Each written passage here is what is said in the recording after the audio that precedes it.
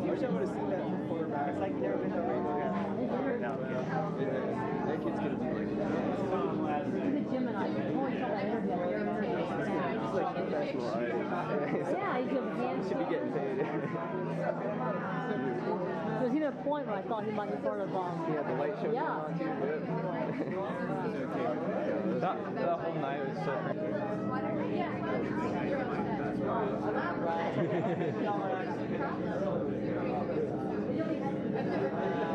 I can't see that. I love you. So glad we're here now. Oh yeah, dude, it's staying here.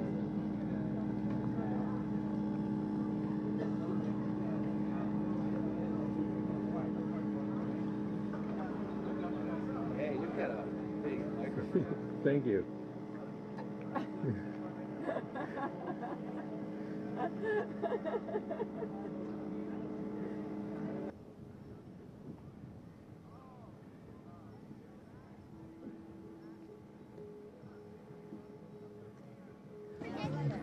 And then rewind it really fast, go through the whole thing, and then watch it again, get to the end. You just do that like 5 times. You know, when it'll start usually with the emotion. And then do it consistently, like 20 times. And then it's not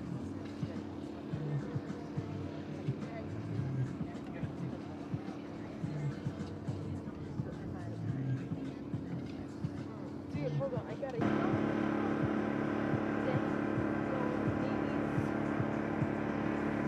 What's up, bro? Hey. What are you doing? Just cameras or video? Video. Right on. I'm going to take the first video of our band. We're starting a new band. Cool. Yeah. What do you call? It's called Prolo. There are many names we've all come up with. Yes. Someday you'll find out which one it is. Cool. And it'll probably change all the time. And it changes all the time. When's your next performance? Next Dreamtime. Yeah. We will be here performing. Cool. For the first time on stage in front of a lovely, amazing Enlightened audience. Enlightened audience. That's what we've been waiting for all these years. Yeah. The right audience, the right moment. You know. So we're all like frozen in time. That's why this place is an annual Let's thing. start singing, Dreamtime. sisters, about what we once knew. Open your voice, sisters, and there will be truth. You gotta bring down the snake from the clouds. You gotta rain down in your toes. 'Cause baby, we're the ones that you're gonna want to know. Just feel it in yourself. And you are no one else. Nicole, break it down, girl. All you gotta do is watch the dance, baby.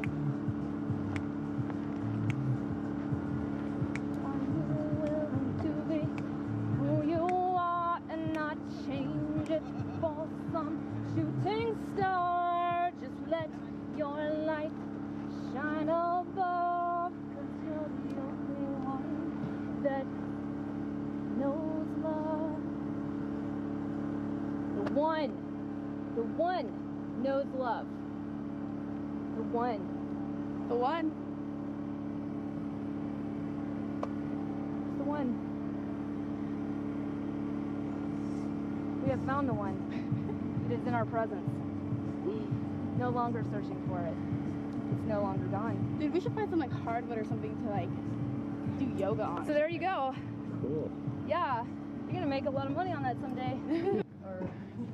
You can check though check to see if it's a detail of relevance, I suppose, is one way to put it.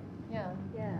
So then perhaps the people who have come through those processes to get to that point still aren't able to look for the good of the group and are still always looking for their personal opinion to be affirmed. What does that mean? Does that mean that ultimately, if they can't separate that themselves, does that mean that they're hindering the group? Does that mean that there's a whole other process that they need to go through in order to even learn to separate personal opinion from, the opinion of, or from the, their job description, perhaps?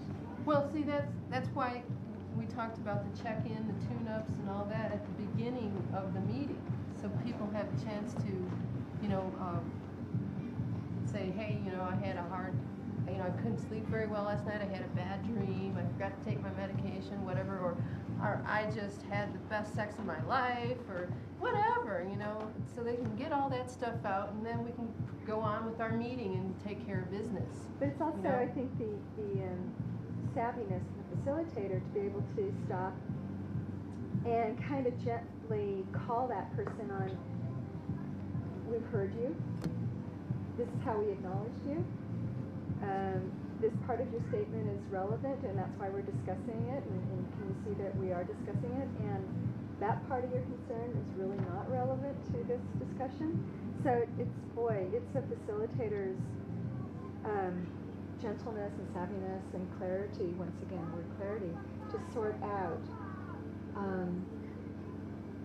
What's your name? Ryan, that's interesting you bring that up again. I thought we had gone over that, and this is what we came to. Do you remember that? You know, something like that. I don't know how gently or firmly that might happen, but I've seen it happen. Yeah. And that facilitator has to have the guts to do it.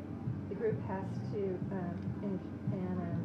acknowledge that they have the right to do it. Yeah. That we've agreed to be facilitated.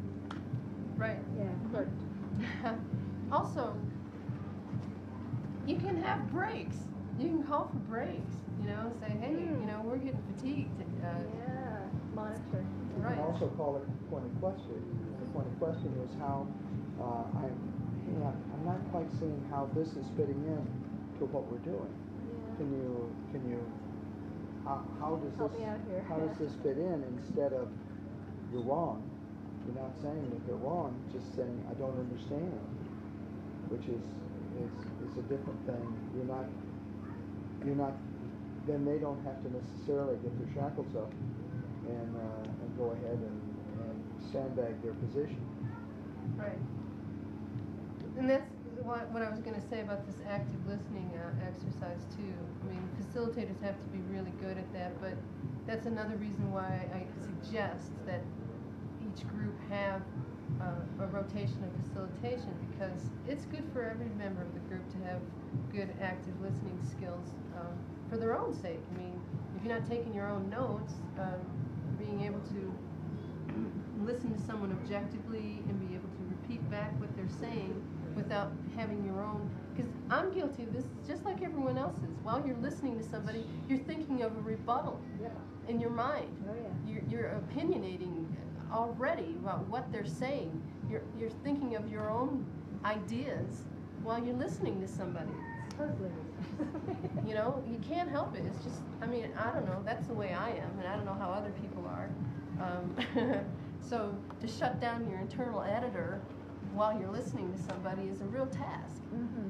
It's also a test sometimes to get people to focus on what can be done, where we can go from here, instead of telling the story of how it's always been or the problems that we've got.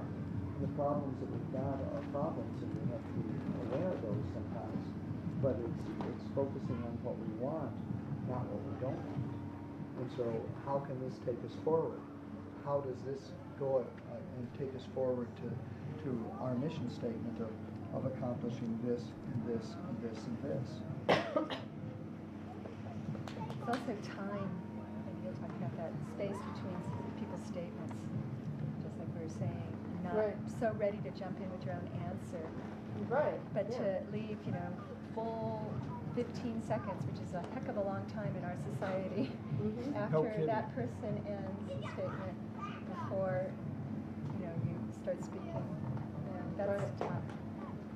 And you'll find, slowing it down. I was a secretary at an annual meeting of this group, and they were not that great in process, but I found that when it started going too fast, and people started jumping over each other, getting their ideas out there faster than anybody else, I found that I was able to slow the meeting down simply by saying, oh, just a minute, I didn't get that, because I was taking the meeting notes. So I was able to slow the meeting down, even though I wasn't a facilitator. just a moment, I didn't get those, and it caused people to slow down, and that helped a lot. We're getting kind of bogged down here. I don't want to rush anybody. Maybe this would be a good juncture to do this little active listening exercise. We've got 1, 2, 3, 4, 5, 6 people. And this time I don't have to pair up with somebody to do this.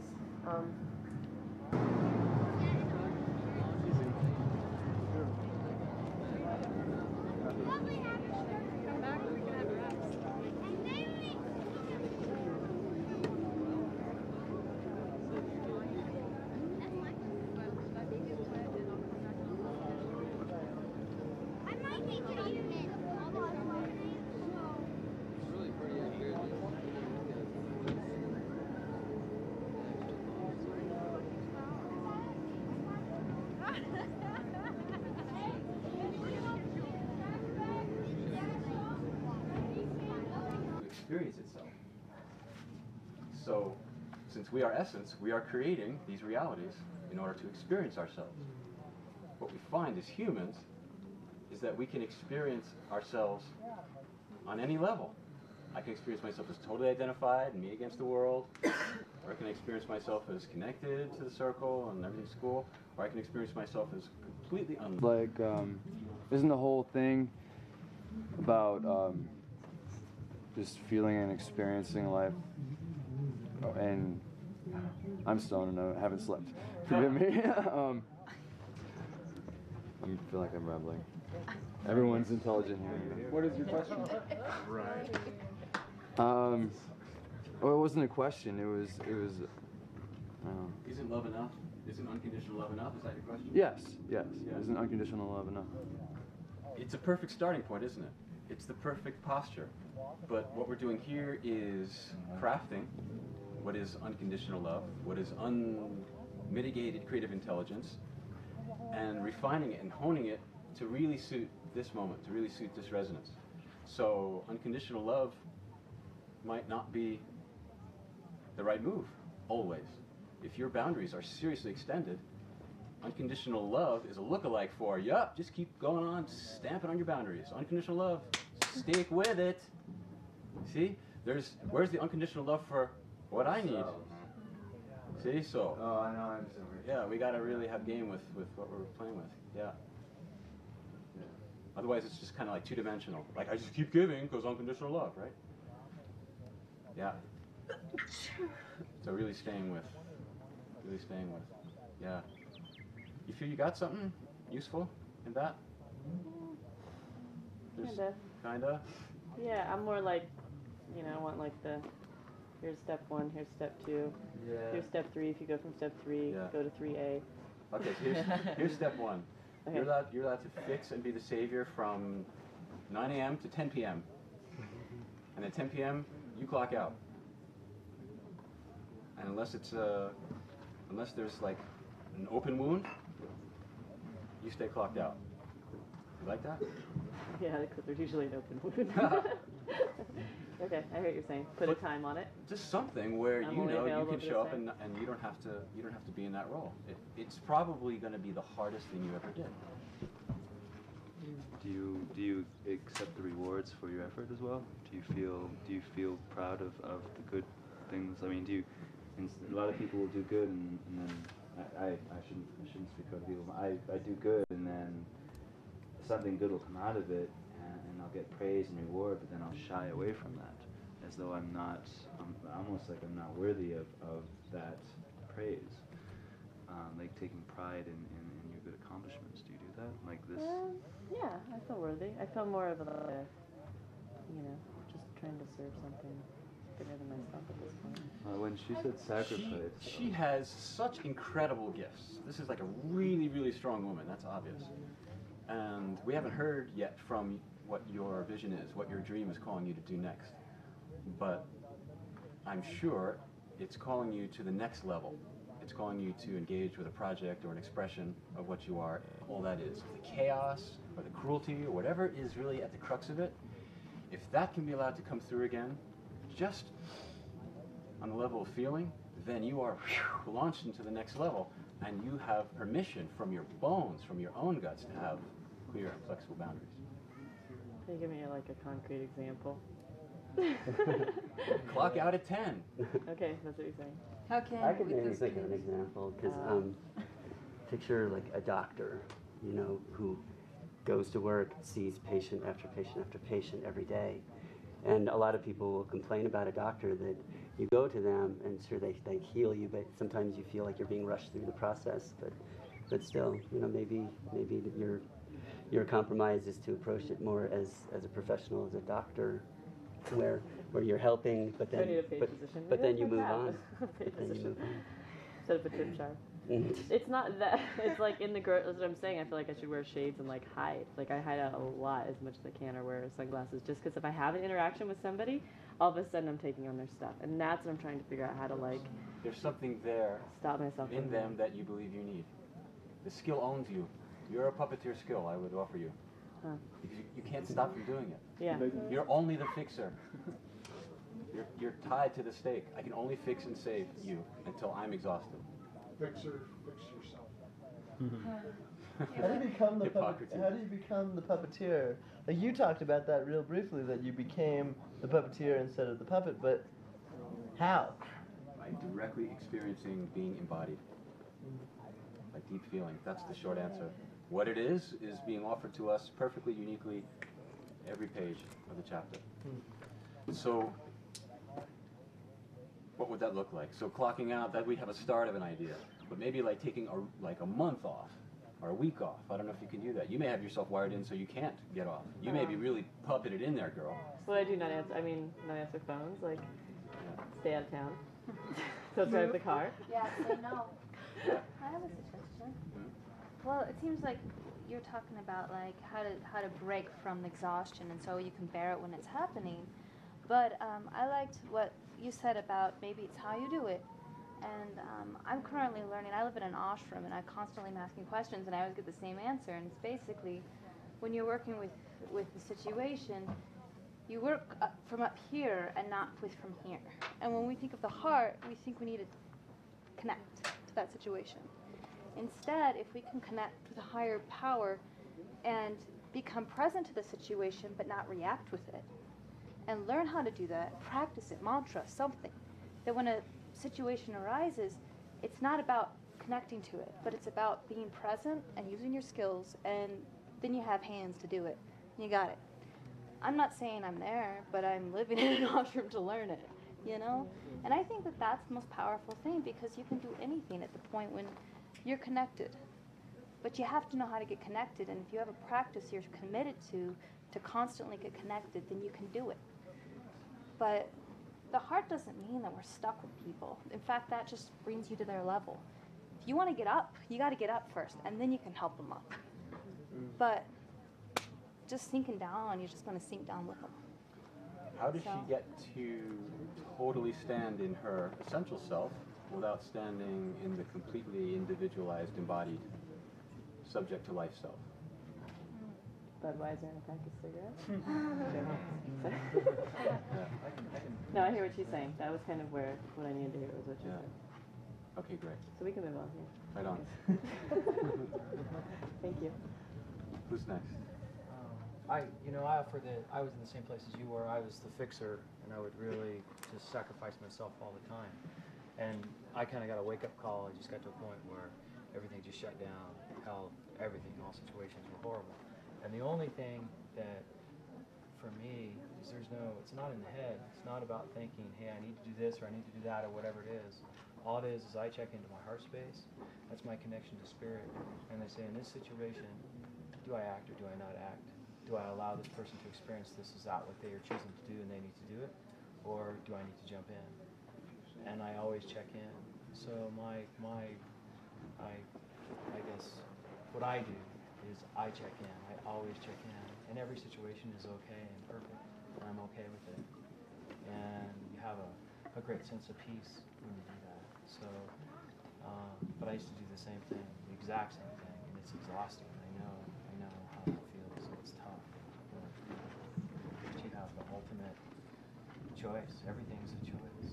But if she checks in and she's maxed, then what does she do? Then she's gonna get the message that I'm maxed, and no. Or you're gonna get the message that this is important enough that I'm gonna dig deeper, and I've got it within me to give more. She'll always have that. You know, we always have that. But she's always going to be like, I can give more because I have to. No, you don't say I have to. You don't. Right. Not in the head. You check in here. And you say, in this situation, this is appropriate. You need to step in, to act, to give, to save, to nurture, to step away. And that's in the checking in part. Is the power. Yeah. Well, I'm just wondering if there is anything or anybody that you feel that you have to please, or, you know, why will the world fall if you don't act? Like what's there pushing you constantly to keep acting if you don't feel it? It's not that I feel like I'm pleasing anybody at this point besides my own thing. It's just that I have visions that I feel like I want to see happen sooner than later. That's all. Knowing you, I just want to support you and say that I notice about you that you are conserving your energy. You know, you have so much to give, but it seems like you're really on the right track the way you conserve yourself. And you're complaining that sometimes you go too far and you can't conserve anymore, but your personality is very, I see you as someone who does take really good care of themselves. That's good. Well, I was curious, what would you do if you weren't fixing things for people? Who are you if you remove all those problems? Who are you? I'm curious, and I think that's where the paths I'm at, but I think I was going to get like a nice spiked outfit. You know, just like spikes that stick off of you. And I'll try it for a month. Some clear boundaries there. Yeah. Hula hoop. Yeah. No, I'm curious. I definitely see that as where I'm at now. Is like, can I stop that and just go inside and like take care of myself and then step back in? That's all. That's all. Yeah. And there may be something very strong to feel in that, and then you'll know, I found something. A new gift of energy has been received. I just gotta get rid of the guilt of like when I stop, like having people. It's like it's like the codependent thing, but it's not with. It's like the grocery store clerk and the whole. It's not just your friends or your family. It's like everybody you have an encounter with. It creates this like codependent relationship, and then I like step in. I'm strong, and then I drop out from them, and all of a sudden they're like, and it's just that point of like just bringing myself back and understand kind of where I need to go. Could you let someone suffer and really experience that feeling? Probably not. But I could take a nice walk down a different path. I mean, I couldn't like sit in a moment with somebody and not try to be there with them with it. What about delegation? What about not taking it all on? What about just, getting some people that, this one, I got this awesome vision, it's so huge, oh my gosh, how to bring it down to earth? I mean, this is where I'm at right now, for real. And I think attracting harmonious people to coexist to build a creation with sometimes, if it's that big or something. Is that getting away from the point, Anand? When she has full permission, she'll delegate effectively and have clear boundaries. But the point is just letting go of everything that I'm trying to hold up for other people, and it's just that. It's like pushing, and in a way it's like pushing everybody away in a gentle way, and that's like just the process I need to go through. It's the best, like watching you guys though, when she's talking behind money and the pig foot, that's my favorite thing. Just to let you know. Do you guys look behind you? You're having these deep moments behind and then the Hooters girl. And I'm all afternoon with stop feeding the pig. Yeah. Guess what the pig is? But actually, just one last thing, which is because we do create our own realities, we can know that you're actually saving and fixing yourself. Yeah. So let it be as it is. Let the self, the you that doesn't need saving or fixing, let that rise from the ashes. Stop everything. Let that rise out, and then see. Then your abilities, you're very strong. Then they become yours. Otherwise, they're running you. They're running you. Yeah. You're saying she ought to stop and save and fix herself. I'm saying she's actually just simply saving and fixing herself. Yeah, because when the skill runs you, it's like I need to take care of this to keep that original thing at bay. It helped me. Yeah. So maybe it's no one needs saving and fixing except you. Yeah.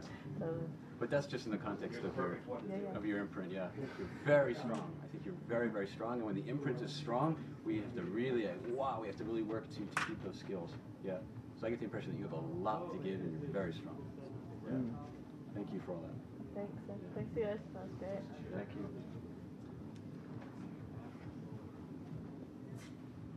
We're the ones who've been waiting. Yeah. So we saw it in action. We linked the creative process to the spiritual process. And we defined that as really staking our claim on living as essence.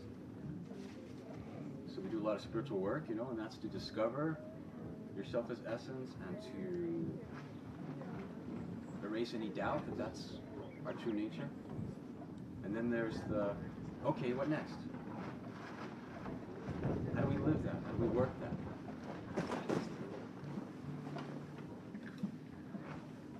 Since we're still people, we are called again and again to experience being individual and human. Isn't it true? You wake up in the morning, it's like, oh, this again. Right? How important is it to know what's going to happen next? How what? How important is it to know what's going to happen next? Can we know what happens next? A lot of people try. The little black books in their schedules and trying to plan their future and trying to keep everything on track. Well, if you're like me, being organized is a very good thing. But organization is... But if you're a control freak, then maybe enough is enough. Yeah, it all depends. No? I just feel like I'm running myself in circles here. I empathize with every story, and then I'm like, okay, where's my next step? Like, there's always a next step. Right. Yeah, but the where's the next step place. Right. I want to know what I want. I really like that. Yeah, that would be nice. Bring stuff in.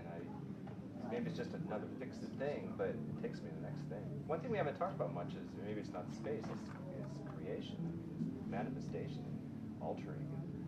I don't know. To me, it's pretty darn malleable. At least it seems that way. So do I create my own next illusion to grow through, if that's what the scene is? I mean, I have desires at times. Sure. Sometimes we don't. If we really show up, we are part of this larger harmonious flow, and these things start to take care of themselves. It's all based on showing up. It's actually really, really simple. Okay, this really showing up is not like wandering around the globe for most of your life. Yeah, tried that. I have been. Yeah. Yeah. And then So not showing up, what does that look like? What do you mean? What does that mean for you? Like, I can show up here with everyone here and meet people and be totally present, and I don't know a single person. Like, I've just come here alone, and it's like, and I know if I go back to my hometown, I have a great community, and I can manifest whatever I want, and like be stable and have a good life. But it's like, no, there's something more, and so I wander around and learn things, and somehow inspire people on my path, and stay confused and alone. But I have this real strong happiness and strength, and all these other random. I don't know. It's just like every single story I've written down, I've connected with and learned something from, and like. What I hear you saying is that your direction is not clear. Right. That I have 100 directions, and I'm really good at everything I do, and like so. I really, really want to know what I really, really want.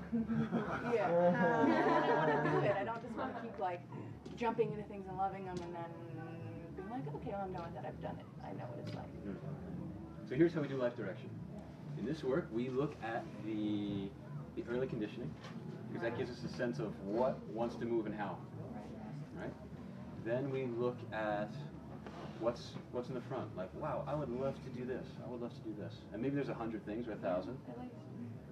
But there's probably a few which you love a bit more, or you have noticed you love a bit more often. So don't look at the level, look at the often-ness. Like, wow, this keeps coming back, and this is 8 years now I'm with this. Yeah, it just keeps coming up. That voice just keeps coming back. So then we draw a line or two between that essential movement of the soul towards these things which keep popping up. Then we start to see the life direction. Right? You want to try? You want to try? Yes. Okay, so what can we know about your start? Well, it's similar to many. It's just like I was standing in between my parents trying to fix it. They separated, and I was like, okay, I'll retreat into imaginary, be a perfect child, be an artist, like perfect whatever I do, and totally stand alone and be strong and like not need anyone. And be really good at like making friends and charming people and being playful and like fitting into anywhere that I am I can fit in. Like total shapeshifter. Yeah. But what's the axis? Yeah. Right. Where's your direction in that? Yeah, that's what I'm wondering. Yeah. So when we show up, we put protection from blank on the table. We say, I'm ready to taste this again. I'm ready to totally show up, even if it includes this thing over here. Yeah, like being totally alone and abandoned. But I feel like I've done that by like leaving my hometown and leaving everyone I know and leaving everything and like traveling with a backpack and putting myself on the line and totally trusting the universe to take care of me, and it does, and I feel completely supported. Like I feel like I've been through the same steps. And it's just like for me stopping and rooting and like facing things that I know that I need to do, and I'm making the excuse, whatever excuse I have, it's too rainy in Washington or whatever the fuck it is. Sounds like you need to stop and root. Sounds like you want to stop and root. Yeah. Is that true? Kind of. I kind of love like wandering about, and I feel that's what confuses me. Is like every time I go home, I'll stay home or go home to somewhere, like wherever I make it my home, I'll be there for a year or two and get really antsy and leave. I do that too. Something I've noticed is that I need, even though you can create as much groundedness in yourself as you know, just through spirit and whatever, like you still, like I've just found having one place being really, just having a stable, like actual house is really, that's wonderful. It's really good, and like you really kind of can focus. You don't have to survive, you know. You don't have to like, okay, now I have to go shopping here and like have to find out where the store is and whatever. Like you can use that time to focus on, like just really focusing. You know, maybe you just need to focus on it. Give yourself that. I guess a big part of that too, though, is like I find myself in one place and I start taking on everyone else's needs and taking care of everyone. So I'm like, fuck this, I'm not gonna take care of you guys, and I leave. Like that's another big thing. Like hearing her being like, oh, I can't not take care of people. I'm like, you're right, I can't do this anymore. I'm leaving. So I'm curious to know what would happen if you stopped and rooted in some place and started to express healthy boundaries in new ways, and started to show up for the things that are showing up a lot as your inspiration and making those your top priority. Right. But does that include like not doing healing work? Because in healing work, I feel like I take care of. So on to teaching. Yeah. Did I not answer that question at all directly? It's the difference between owning your skill or having your skill own you. Right. Yeah. But just in a couple of minutes, it's clear that you're being invited to take some steps that you haven't taken in a while. And that would limit your options in ways which would force you to show up. Yeah, showing up. If you root, you're going to need boundaries, because you can't just leave when shit's too much. And to express boundaries is showing up. Yeah. And when you start to express boundaries, you will start to, your creative vision will be more clear. Yeah. Not keeping so many balls in the air. Right. Judgment. Okay. And in the context of it, we're managing this initial difficulty in a new way. So whatever the flavor is of having to fix your folks or being abandoned or rejected or the sky's falling, that would be a good sign when you stop en route to start to feel all of that. And that energy will feel you in ways that it can't feel you now. Essence can't reach you now actually where you are, because you're not showing up fully in these new ways which you can show up. Right? It's like the solar collector. Like, I'm going to extend even this extra panel. Yeah. But you sound clear. Yeah, I guess for me it's just like the where do I stop en route? That's what's been getting me, and so I keep wandering, and it doesn't matter where. Where I want to stop. Where would give me the most joy to stop. If you could choose anywhere in the world, You don't where have would you to. want I to could be? give you 50 places that I'd love to I love to live in India, or I'd love to just end up actually being in Boulder, or somewhere on the ocean, or. So if all are best, then any one of those are okay. Right. Yes. See where it feels right. Make a choice. It all feels right. Like I It feel may be every appropriate. place I go to. And you have a problem when you get there. Maybe a few roots, but then have a home, but then have some career or option to where you can always come back to this place, but you're still free to Yeah, that's fly. been like a life goal, like have a home base so I can still travel. And having roots and wings at the same time It kind of feels like having roots and wings at the same time means that you fully exercise both. That you take time to make your roots your priority. And then once your roots are grounded, you take time to spread your wings. And when your wings are tired, you take time for your roots. And just speaking for myself, every time I travel, I bring everything I own. You know, and that's called moving. And for you to be able to find a place that calls to you for the reasons you're there, not because you need to find a route, but what in that place calls to you. If you're in Boulder, what parts of yourself do you want to blossom in Boulder? So those are the things that you can work on. There are a million things you can work on in a million places in the world. Right. So just hone in on like, okay, I want to go to the school and I feel like I want to learn about this and I want to like meet some shaman women. So once those 5 things are done, like you'll be able to find new ways to, like there's part of you that's hungering for growth. And you see it can happen in India and it can happen here and it can happen here. For you to be able to commit to some part of yourself that needs to be nourished, take turns. You can't do everything at once. And the more you try to like get every experience you can so you can have all the experiences in this fearful way that you're not going to be able to get it all done, you're spreading yourself so thin you're not getting any of it done anyway. Right. You know? Can I add something to that? For me, you have to let go to some things in order to get a deeper experience and knowledge in any of the items you like. There's so many things and possibilities, and you have to let go of some things, and any of those will give you at the end completeness.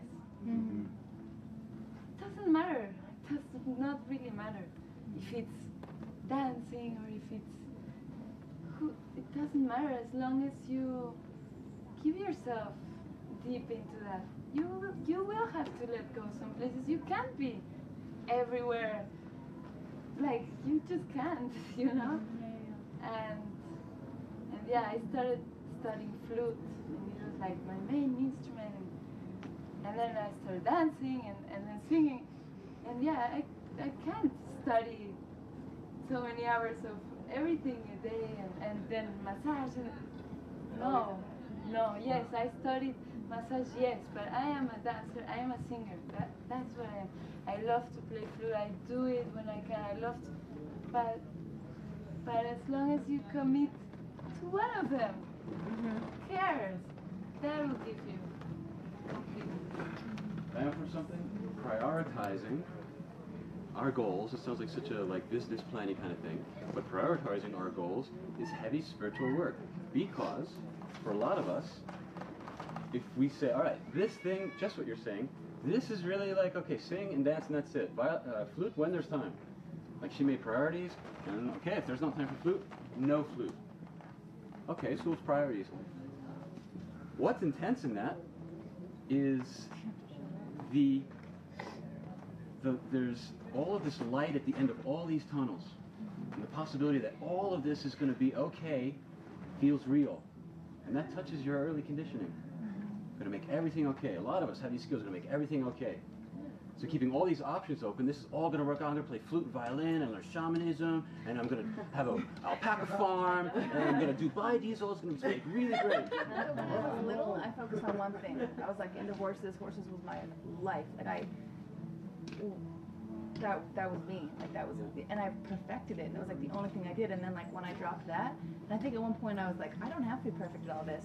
Like I don't have to be perfect. Like I could just do whatever and do it all. So then I like had this shift and started doing everything. So it's interesting because like at one point I only had one thing that I had to focus on that was stable in my life, that was normal, because whatever, like that was my my home. So you have the ability to have just one, but it could be the other side of the same coin. We don't know, because this thing is the answer. Like we get it to that thing. Right, like, it's all about horses for me, man. You know. Right. Yeah. So there's this moderation. Yeah. So prioritizing is heavy, heavy work if we are conditioned to make everything okay. Because a lot of us are. Because all the options are open. And then we realize, I'm not really living, but there's all this possibility to keep me really excited, but I'm not really living. But I'm excited. And it gets more and more intense. 30, 40, 50 years old, it'll click by. It'll click by. Yeah.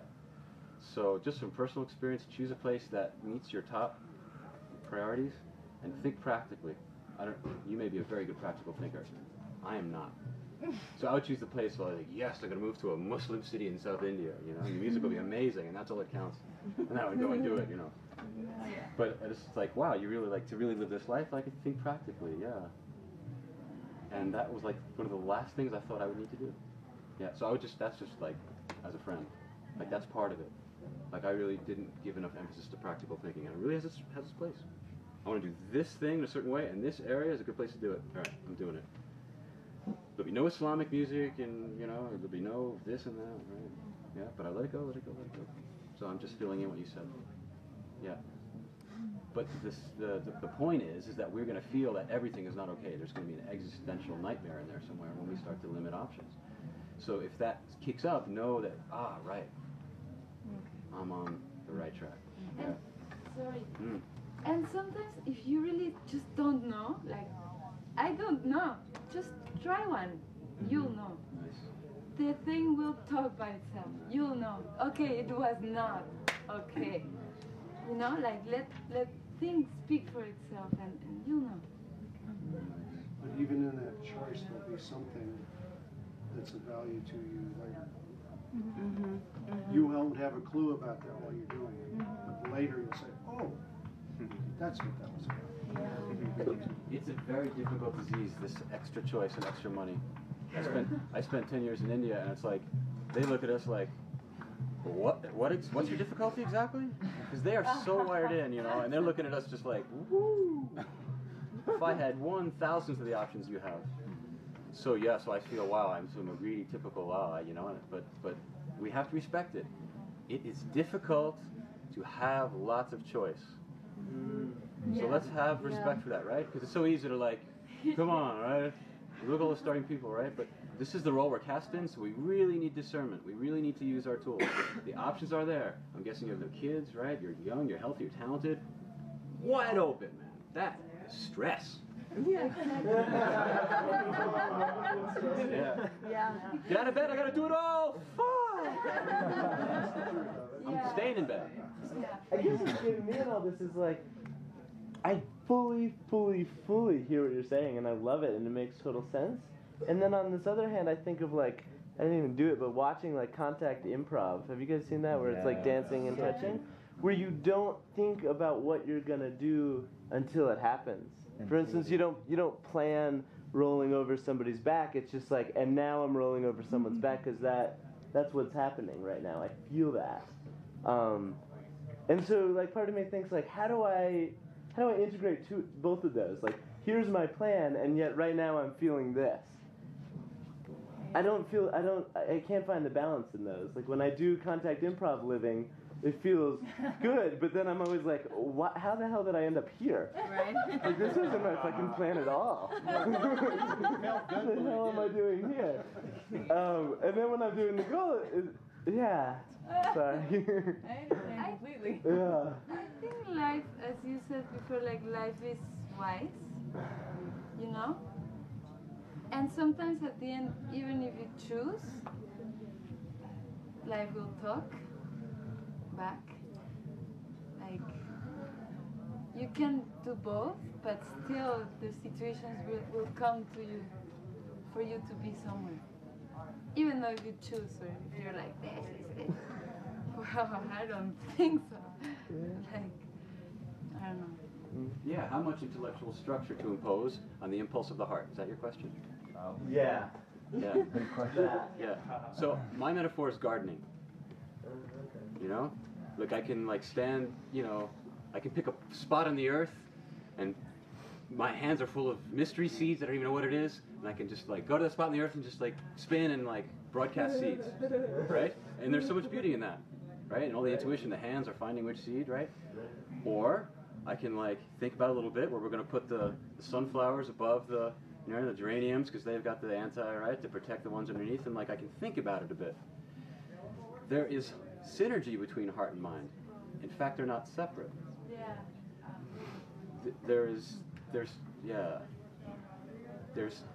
We would be imbalanced to overemphasize each one. Yeah. In the yogic tradition, they say the mind's proper role is the servant of the heart. But it is serving. It's saying, those seeds won't grow in Iceland, dude.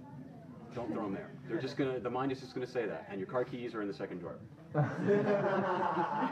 Yeah. No sweat. That's why I'm here. Right? Mind is servant of the heart. Yeah. So if we throw that out, we'll get a little extra chaos. Yeah. We won't get fruit. Flowers maybe, but not fruit. So we were given this perfect rationality to use. Yeah. We get it? Yeah. Yeah, nice. So interesting how we like forget all these things. Like as we were talking, we all know this. I just felt like, yeah, I know that. Yeah, I know that. And it's like our culture, our society, our world is just like, yeah, you don't know that. But this is why we gather, to turn each other on. Yeah. And as you said, even if one thing stays to you, that's what you learned this time. Yeah. And the other things will rise slowly with time. Like even if you take, that's what can give you a little light in your next step, and that's it. Yeah. Beautiful. This is why we gather. The map for our path is a dot on a blank sheet of paper. When you're there, then you'll have the information you need for this way or this way. Yeah. Beautiful. But until you get there, don't try to gather the information for that choice. Yeah, we don't know. In Zen, they say not knowing is the most intimate. It's the most intimate connection with essence is not knowing.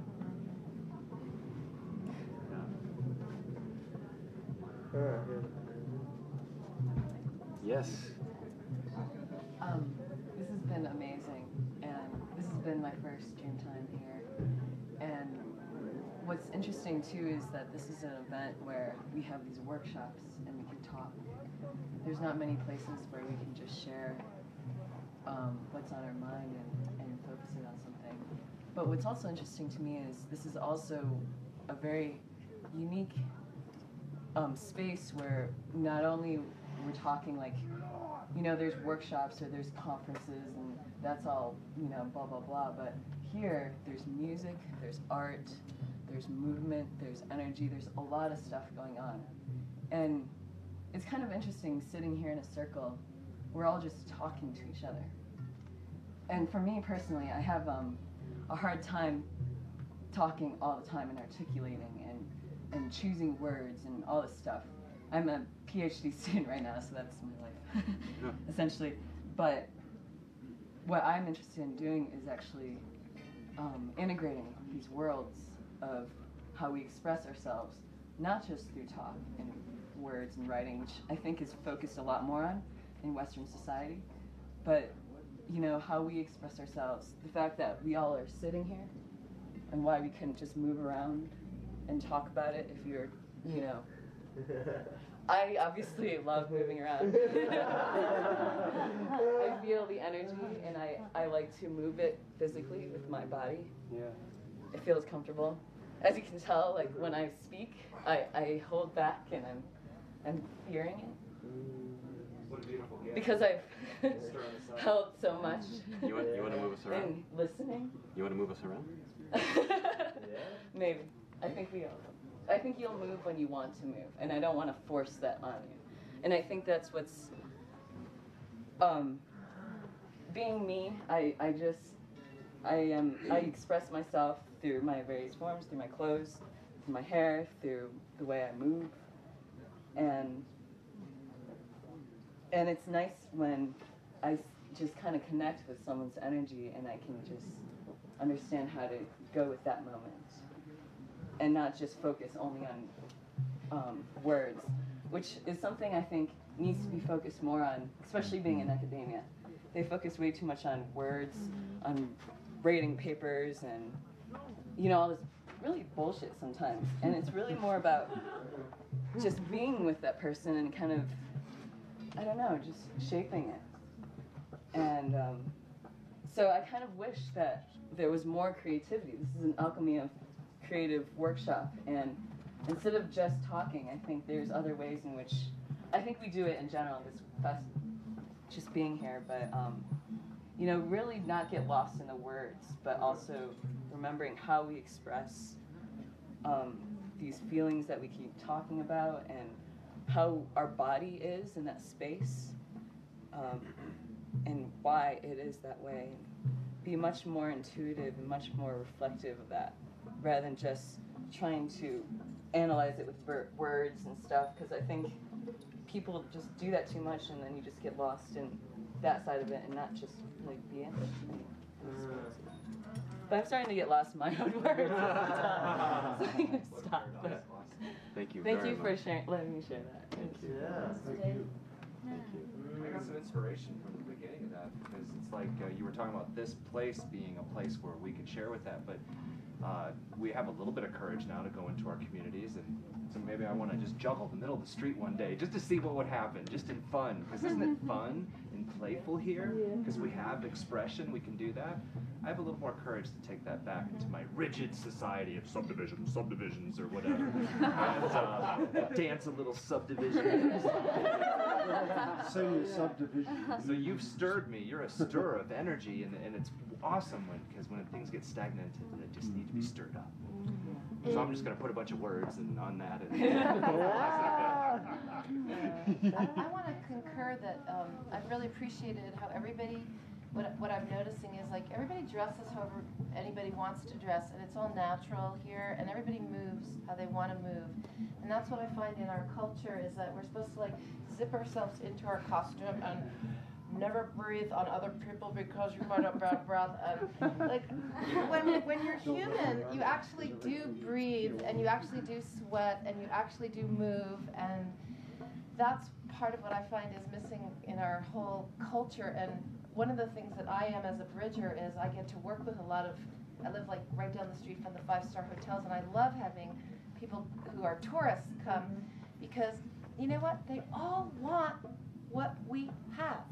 And they love coming to Maui because they can do it on this isolated island, and then maybe they'll go back and take it with them, but they don't have to. It could be just a Maui experience, but what I am finding about coming out off my island is that that's where we're at right now, is like I think everybody is kind of getting ready to just be, and the more of us that can actually express that, I find it's not a rejecting place. It's like they're going, yeah, how can my wife and I after 40 years do this? We want something new and different. Yeah, I see as part of what we do is we wake up each other speaking, and we share tools which clarify the road ahead. So I see it as map making. It is a creativity workshop, but there's no paint, there's no music, there's no dance. We sing and we drum in the beginning. Just there is energy. I love it. It's my favorite part. But, wait, what's your favorite part? Well, no, that's not true. I love no to hear. favorites. I really do love to hear from everyone, and I myself experience such a commitment to everyone else's vision that just really keeps me in this work. So I see it as map making, It is easy to get caught in analyzing, and then if we come to understand, then we'll have something. But we're not going for understanding, because really it's just a mystery of how any of this is showing up. But there are some laws of natural science bubbling out of this mystery, and we can use them to sail and surf and to manifest with and to respond to the mystery. So that was my hope here, that we'd be map makers and key makers and gemstone cutters. Yeah, yeah, but yeah, yeah, yeah. Anything else? What's it, 3:15? Well, I really liked how you stood up and started moving when you talked, and I loved the way you moved. And I don't know if I can do it, but I totally got what you were saying, that like the words are just like the icing on the cake, and really what we're sharing is our energy. And that, you know, if we get our whole body into it, then we're expressing more, and that the words are just like, they're our vibration, and we're sharing our vibrations together. So, there, I did it. Okay.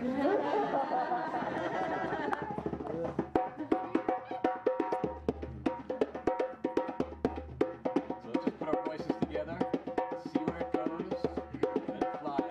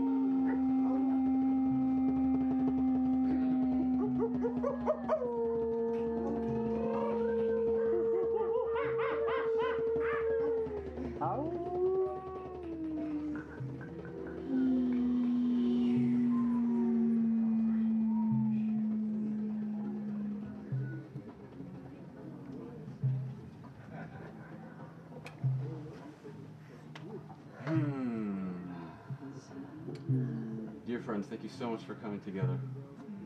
This beautiful circle. Namaste. Namaste. Oh, Sharanaka.